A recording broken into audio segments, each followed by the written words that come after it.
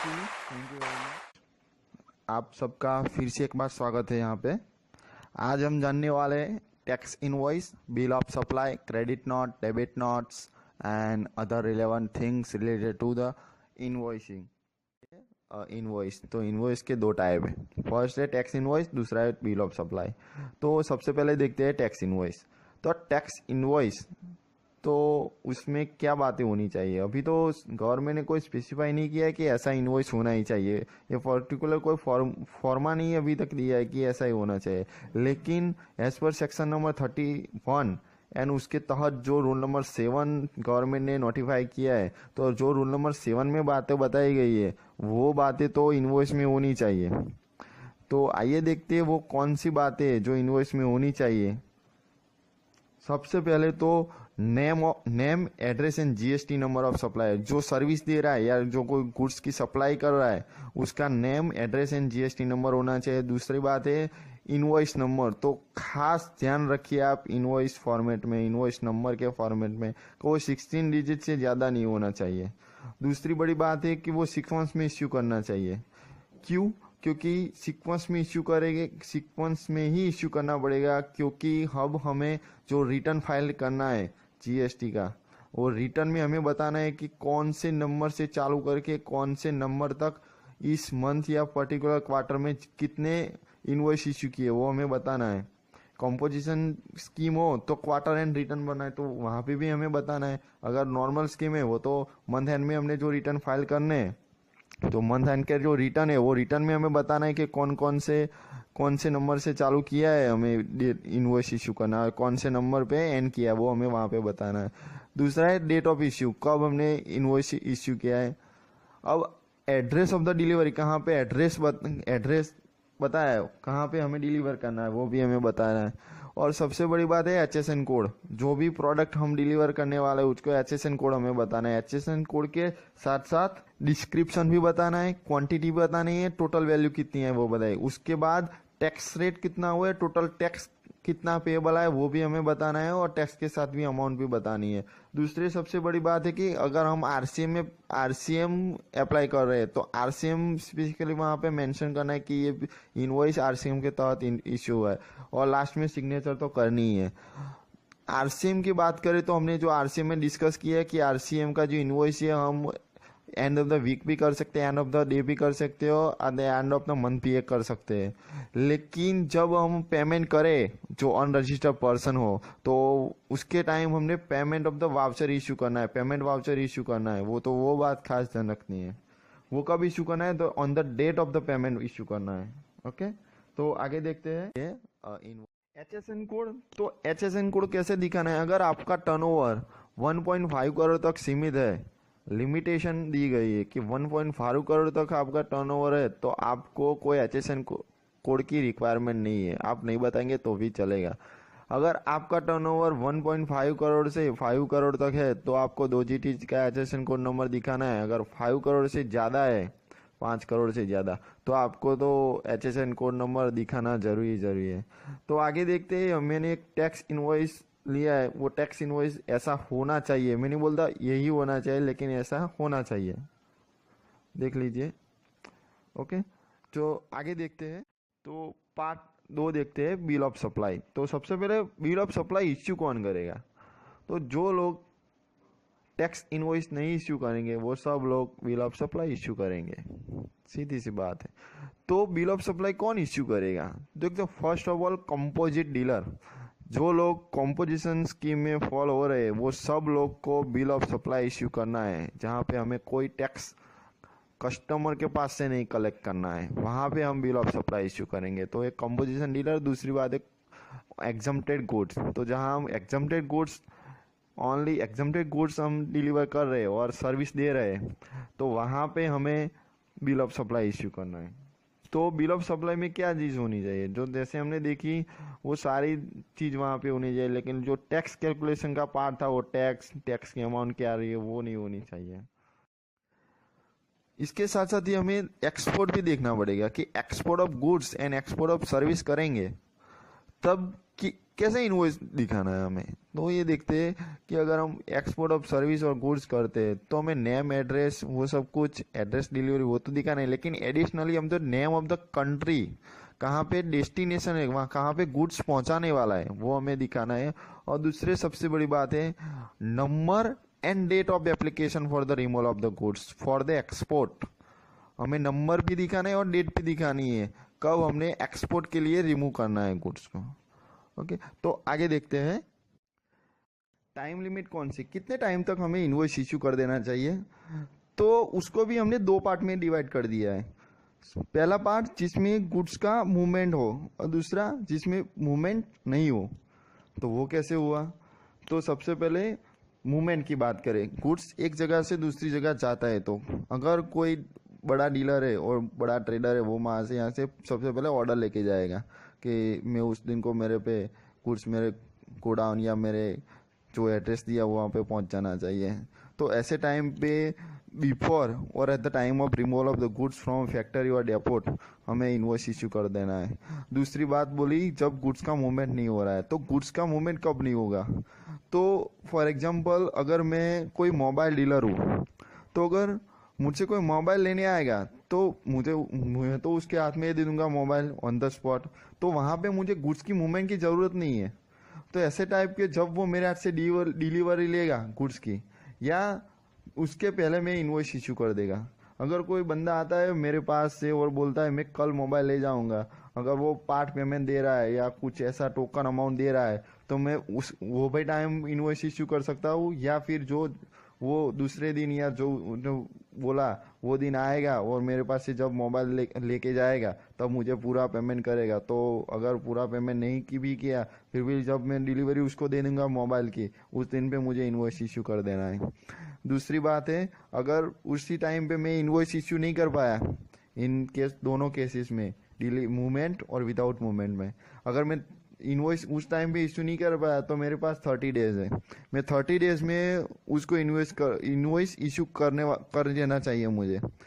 In case of bank, financial institution यानी NBFC है, तो उन लोगों को 15 दिन का एक एडवांस दिया गया है, एडवांटेज दिया गया है उन लोगों को 15 दिन का। अगर bank, NBFC and financial institution है वो, तो उन लोगों को 45 डेज का एक टाइम लिमिट दी गई है, लेकिन उसके अलावा सबको 30 डेज की टाइम लिमिट दी गई है। तो फॉर एग्जांपल 1 अगस्त को मैंने सर्विस दे दी है, अगर 1 अगस्त को सर्विस दे दी है तो उस टाइम पे इनवॉइस होगा। और फॉर एग्जांपल हम 1 अगस्त को मैंने गुड्स डिलीवर कर दिए है या गुड्स दे दिए है, तो 1 अगस्त से 30 डेज काउंट करना है, तो 30 अगस्त के पहले पहले मुझे इनवॉइस इश्यू कर देना है। ये तो हुई नॉर्मल बात, लेकिन कभी कभी हम गुड्स सेंड ऑन अप्रूवल भी देते हैं। तो अप्रूवल बेसिस पे जब हम गुड्स सेंड करते हैं, तो जो अप्रूवल मिला, तो अप्रूवल मिलने पे हमने जो गुड्स रिमूव किया, तो जिस दिन हमने रिमूव किया उस दिन से काउंट करके हमें 6 मंथ काउंट करने हैं। और 6 मंथ काउंट करने का जो डेट आती है वो, और जब उसने एक्सेप्ट कर लिया सप्लायर ने, जो एक्सेप्ट वाली डेट है, वो दोनों में से जो पहले आ जाए वो दिन हमें इनवॉइस इश्यू कर देना है। वैसे भी हो सकता है कि इनकेस कोई सर्विस दे रहे हो तो सर्विस में वो सर्विस कॉन्ट्रैक्ट कैंसिल भी हो जा सकता है, लेकिन उस टाइम पे हमें क्या करना है, तो अगर कोई कॉन्ट्रैक्ट है, अगर वो कॉन्ट्रैक्ट कैंसिल हो जाता है, सीज हो जाता है, तो in case of cessation of service हमें जितनी भी सर्विस उन लोगों को दे दी है वो to the extent of the supply of the complete goods to the prior to the cessation, जितनी सीजेशन हुई उसके पहले जितनी भी सर्विस दे दी है उतने पार्ट का हमें इनवॉइस इश्यू कर देना है। तो आइए आगे देखते हैं continuous supply of service. In case of continuous supply service हमें कब इनवॉइस इश्यू करना है। तो सबसे पहले बात ले, हमें ड्यू डेट पता होती है। तो सबसे बड़ा पहला केस वही है, हमें ड्यू डेट पता होती है। कौन से केसेस है, for example rent on property. अगर हम प्रॉपर्टी या कोई मशीनरी किसी को रेंट पे देते हैं तो हमें पता ही होता है कि उसकी पेमेंट कब आने वाला है, तो उसके पहले या जो पेमेंट मिल जाए तब हमें इनवॉइस इश्यू कर सकते हैं। दूसरी बात है ड्यू डेट ऑफ पेमेंट हमें पता ही नहीं होती है, कब पेमेंट होने वाला वो नहीं पता होती है। तो उसका सबसे बड़ा एक एग्जांपल दे तो फिल्म ही है। अगर फिल्म शूट कब खत्म हो जाएगी वो बता होती है, लेकिन जो सेंसर है, सेंसर बोर्ड कब उसे अप्रूव देगा और कब अप्रूव हो जाएगा, अप्रूव होने के बाद भी कब सिनेमा हाउस में लगेगी और सिनेमा हाउस में लगेगा, उसका रेवेन्यू जनरेट होगा, उसका कुछ परसेंटेज हमें मिलने वाला हो, तो वो हमें नहीं पता होता है कि प्रोड्यूसर को वो नहीं पता होता है कि कब सेंसर होने के बाद कब सेंसर कब होगी और फिल्म सिनेमा हाउस में कब आएगी। अगर वो ऐसा है तो जो टाइम हमें अमाउंट मिले या उसके पहले भी कभी भी हम इनवॉइस इश्यू कर सकते हैं। तीसरी बात है कोई पर्टिकुलर पेमेंट कोई इवेंट खत्म हो जाने के बाद ही हमें मिलने वाला है। फॉर एग्जांपल अगर 2 दिन या 3 दिन या 1 वीक का कोई मेगा टीवी शो इवेंट हो रहा है, अगर उस इवेंट के कंप्लीट होने पे ही हमें इनवॉइस पेमेंट मिलने वाला है, तो उस टाइम पे हमें जो कंप्लीशन हुई इवेंट उस दिन पे या उससे पहले भी हमें इनवॉइस इश्यू कर सकते हैं। Where goods are being transport in a semi knockdown or completely knockdown। For example हमको एक बड़ा मशीन एक जगह से दूसरे प्लेस पे ले जाना है का ट्रांसफर करना है, तो वैसे मुमकिन नहीं है, उसको डीकम्पोज करना पड़ेगा। तो डीकम्पोज करने के टाइम कैसे इनवॉइस इश्यू करें वो अगर आगे हमें देखना है। तो जो 2 करोड़ का मशीन है वो 2 करोड़ का मशीन अगर पहली बार में हम डीकम्पोज करके 20 लाख का भेज रहे पूरा एक टुकड़ा, तो उस टाइम पे हमें फर्स्ट कंसाइनमेंट में हमें पूरा का पूरा इनवॉइस इश्यू करना है, 2 करोड़ का इनवॉइस। ओके, तो इससे हमें पता चलेगा कि पूरा का पूरा जो असाइनमेंट है उसका एक छोटा सा पार्ट हम इनवॉइस छोटा सा पार्ट जा रहा है। सब्सिक्वेंट ट्रांसफर पे जो दूसरे डिकम्पोज यूनिट है उसको ट्रांसफर करने के टाइम हमें क्या करना पड़ेगा, लेकिन नॉट अ लास्ट। तो सब्सिक्वेंट में हम बात देखें तो हमें वो दूसरे का डिलीवरी चलन के साथ साथ हमें जो फर्स्ट इनवॉइस इश्यू किया था उसका रेफरेंस भी देना है कि जो पूरा का पूरा कंपोनेंट है 20 करोड़ का, इसका ये दूसरा पार्ट जा रहा है। तो कैसे हमें वो रेफरेंस देंगे, तो हमें उसके साथ साथ सर्टिफाइड रिकॉपी देनी है वो फर्स्ट वाले इनवॉइस की। Okay, finally the original copy, जो ओरिजिनल कॉपी है वो लास्ट कंसाइनमेंट में हमें फिर से देनी है। तो कैसे, तो ऐसा करने से जो डिसमेंटल पार्ट में हमने पूरा ट्रांसफर किया छोटा छोटे पार्ट मशीन, वो हमें पता चल गया पूरा मशीन ट्रांसफर हो चुका है।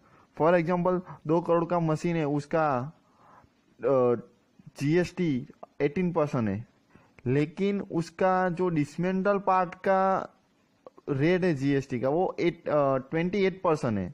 तो अगर कोई इन्वेस्टिगेशन ऑफिसर चेक करे तो अगर पूरा इनवॉइस होगा तो उसे कोई दिक्कत नहीं होगी, को पता चल जाएगा कि पूरा जो 2 करोड़ का मशीन है उसका जीएसटी रेट 18% है। इसलिए जो पूरा डिकम्पोज पार्ट एक पार्ट से दूसरी जगह से जा रहा है वो डिकम्पोज का पार्ट भले ही 28% रेट है लेकिन वो 18% ही चार्ज करना पड़ेगा।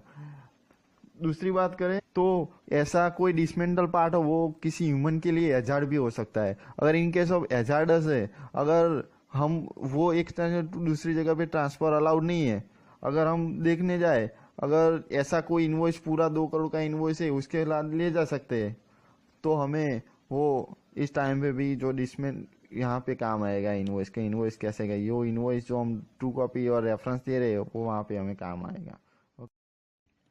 तो आगे बात करें मैनर, कितने इनवॉइस इश्यू करने, कितनी कॉपी इश्यू करनी है। In case of the goods में 3 कॉपी इश्यू करनी है। जो ओरिजिनल कॉपी है वो रिसिपिएंट के पास रहेगी, जो डुप्लीकेट कॉपी है वो ट्रांसपोर्टेटर के पास रहेगी और जो डुप्लीकेट कॉपी है वो सप्लायर के पास रहेगी।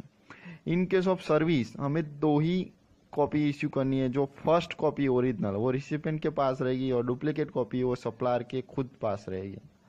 जैसे मैंने आगे डिस्कस किया कि जो सीक्वेंस नंबर है, जो सीरियल नंबर है इनवॉइस के, वो हमें जीएसटी के रिटर्न में बताने हैं। आगे देखते हैं सबसे बड़ा जो बात बोली जाए इन जीएसटी रिजीम, सबसे बड़ी कोई बात है तो वो टैक्स, जो एडवांस पे टैक्स लगने वाला है वो है। एडवांस पे भी टैक्स लगेगा। अब तक जो जीएसटी में बात कर रहे, अरे सर्विस टैक्स की बात करें तो वहाँ पे 2 प्रकार के बुक्स ऑफ अकाउंट रखे जा सकते हैं। कैश बेसिस पे जो छोटे सर्विस प्रोवाइडर वो कैश बेसिस पे अकाउंट अपने मेंटेन रख सकते हैं, जो जब अपने पास कैश आए तब हमें इनवॉइस इश्यू करना है। लेकिन in GST in case of advance आपके पास आ रहा है, एडवांस कोई सर्विस या कोई गुड्स के लिए, तो उस पे भी हमें advance payment of tax, advance पे हमें टैक्स पेमेंट करना है, जीएसटी पेमेंट करना है। अगर आप कौन सी सर्विस या कौन से गुड्स जो 18 है, 12 या 28% जो रेट टैक्स रेट में स्लैब है, उसमें से कौन किसके लिए आपने एडवांस रिसिप्ट किए वो आपको पता नहीं चल रहा है, तो इस टाइम पे आपको 18% जीएसटी पेमेंट करना है, सर्विस हो या गुड्स हो किसी के भी लिए। इन केस आपको पता नहीं है इंटर स्टेट है या इंट्रा स्टेट है, तो आपको वो पता नहीं है, तो वो इसके लिए भी आपको इंटर स्टेट ही मान लेना कि इंटर स्टेट सप्लाई है। इसके बाद अगर आप सब्सिक्वेंटली आपको आप सप्लाई नहीं कर रहे तो आपको टैक्स इनवॉइस इश्यू करने की जरूरत नहीं है, इनकेस आप तो जो रिटर्न ले रहे हो एडवांस को। Okay, section 31 of the GST law आपको बताया गया है कि स्पेशल फायदा दिया गया है जो स्मॉल ट्रेडर है उन लोगों के लिए। जो स्मॉल ट्रेडर है जिसका पर आइटम 200 रुपये से कम इनवॉइस बन रहा है, तो उन लोगों को इनवॉइस इश्यू करने की जरूरत नहीं है।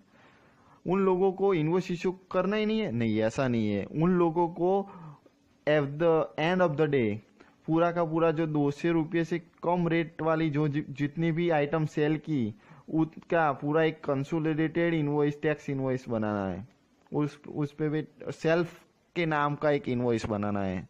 ओके, और उसमें ऐसा नहीं है कि 200 रुपये से अराउंड देना है, 201 रुपीज है, 201 रुपया है, तो उसका इनवॉइस बनाना मैंडेटरी है। लेकिन 200 और उससे कम रेट की जो भी चीज है उसका पर्टिकुलर इनवॉइस नहीं बनाना है, उसका एक ही इनवॉइस बनाना है, सेल्फ इनवॉइस बनाना है जो at the end of the each day. लेकिन कोई बंदा अगर आपके पास से इनवॉइस डिमांड कर रहा है तो आपको इनवॉइस देना ही देना है।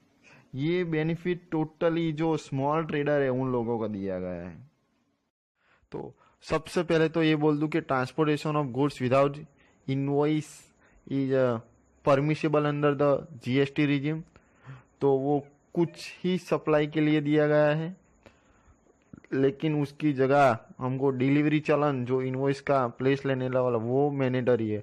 और इन डिलीवरी चलन में कुछ बातें बोली गई है जो हम रूल 7 में, जैसे हमने इनवॉइस में टैक्स इनवॉइस में जो बात देखी वैसी ही सारी बातें दी गई है, वो तो हमें डिलीवरी चलन में दिखानी है। Name, address, HSN code, SSC code, quantity, उसका टैक्सेबल वैल्यू कितना है, टैक्स रेट कितना है, प्लेस ऑफ सप्लाई क्या है, सिग्नेचर है, वैसे सब कुछ तो बताया नहीं है, तभी वो डिलीवरी चलन को वैलिड मानेंगे।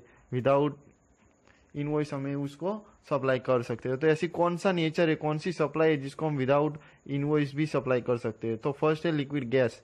अगर लिक्विड गैस हम रिमूव करें अपने प्लेस ऑफ बिजनेस से, तो उसके लिए हमें जो टैक्स इनवॉइस है वो इनवॉइस की जरूरत नहीं है। दूसरी बात है transportation of goods for the job work. अगर हम जॉब वर्क की बात करें तो जॉब वर्क के लिए जब प्रिंसिपल अपने क्लाइंट को जॉब वर्क के लिए जो कुछ वर्क भेजता है, जो कुछ काम भेजता है, उसके लिए भी उसको डिलीवरी चलन चलेगा। उसके लिए हमें टैक्स इनवॉइस या बिल ऑफ सप्लाई इश्यू करने की जरूरत नहीं है।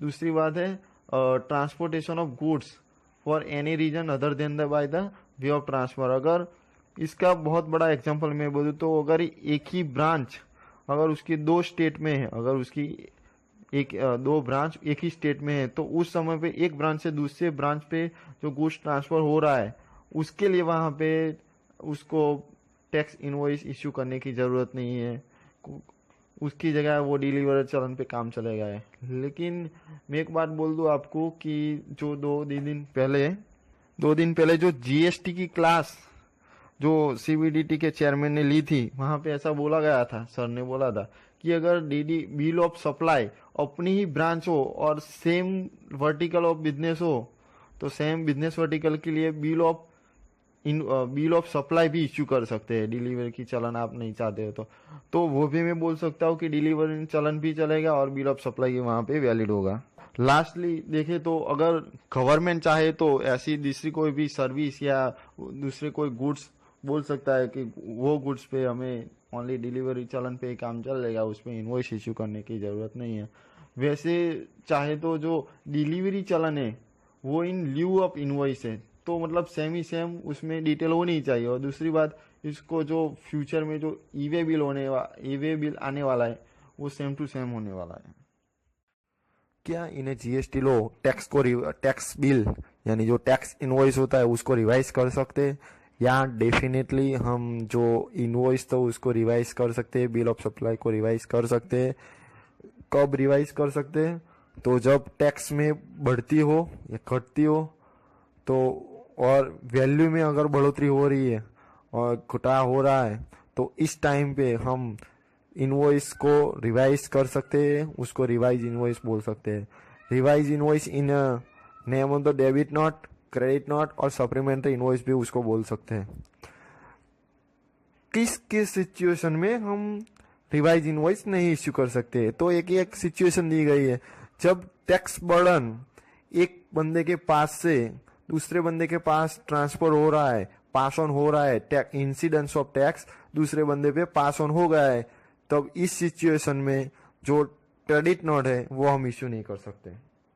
इन बिल जो नया बिल है इसमें रिवाइज इनवॉइस जब भी एप्लीकेबल होगा तब हमें प्रीडोमिनेंटली लिखना ही है कि रिवाइज इनवॉइस है, सप्लीमेंट्री इनवॉइस है। बाकी जो सारी चीज थी, वो जो नेचर ऑफ डॉक्यूमेंट कौन सा था, डेट कौन सी रखनी है, एड्रेस, नेम एंड सप्लायर का लिखना है, जीएसटी नंबर लिखना है, वो सब बातें जो हमने लिखी थी रूल 7 में वो तो यहाँ पे लिखनी ही लिखनी है। आपको एक और बात बता देना चाहता हूँ, जब कोई रजिस्टर्ड बंदा अनरजिस्टर्ड पर्सन से डील कर रहा है, जब रजिस्टर्ड पर्सन अनरजिस्टर्ड पर्सन से डील कर रहा है और वो इंटर स्टेट सेल हो, इंटर स्टेट सप्लाईज हो, एंड अनरजिस्टर्ड बंदा होना चाहिए, इंटर स्टेट सप्लाई होना चाहिए, और जितना भी बिल है वो बिल 2.5 लाख से कम होना चाहिए, जो इनवॉइस है वो 2.5 लाख से कम होना चाहिए। तो इस सिचुएशन में अगर सप्लायर चाहे तो एक कंसोलिडेटेड रिवाइज इनवॉइस बना सकता है सेपरेटली। ओके, फिर से बोल देता हूँ, in case of interstate supply, सामने वाला बंदा अनरजिस्टर्ड हो तो, एंड जो सेल है वो सप्लाईज 2.5 लाख से कम है तो वो कंसोलिडेटेड रिवाइज इनवॉइस बना सकता है। क्या जो रिवाइज इनवॉइस है उसकी कोई ड्यू डेट है? कब तक हम कर सकते हैं टैक्स रिवाइज इनवॉइस? तो रिवीजन के लिए एक टाइम लिमिट ली गई है।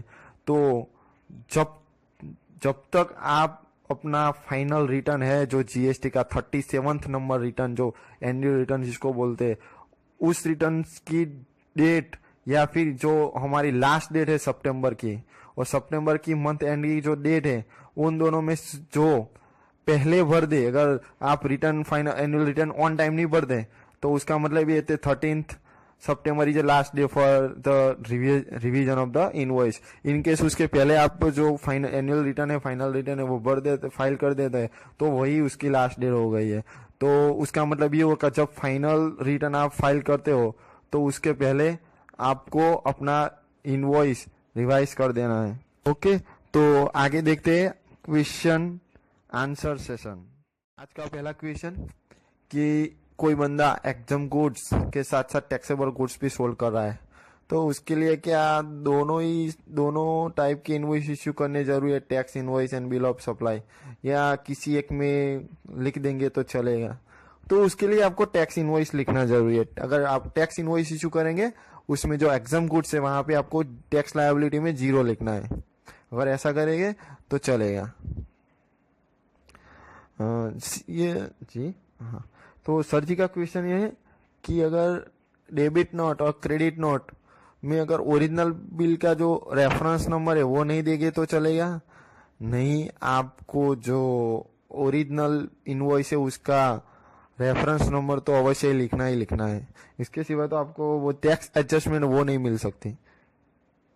जी हाँ, तो अगर कोई किसी के पास से एडवांस पेमेंट रिसीव हो रहा है तो उसके लिए टैक्स इनवॉइस इश्यू करना जरूरी है?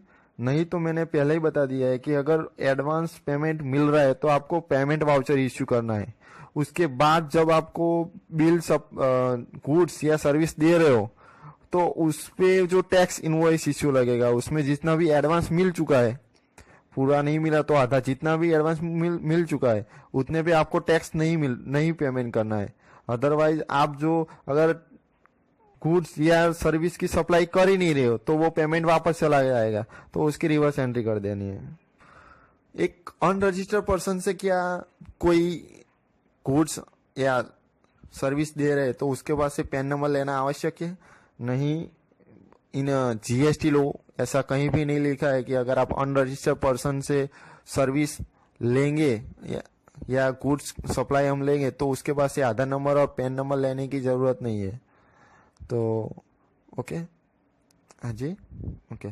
तो सर जी का क्वेश्चन यही है कि अगर कस्टमर से पास से हमने जो क्वांटिटी मंगवाई थी उसमें से कुछ कम है ड्यू टू कुछ माल सामान तो वो नीचे गिर गया रास्ते में। ओके, हाँ, तो उस सिचुएशन में आप क्रेडिट नोट इश्यू कर सकते हैं।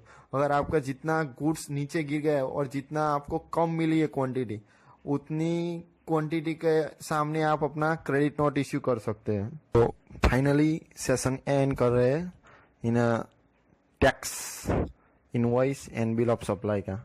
Thank you very much. आभार, धन्यवाद।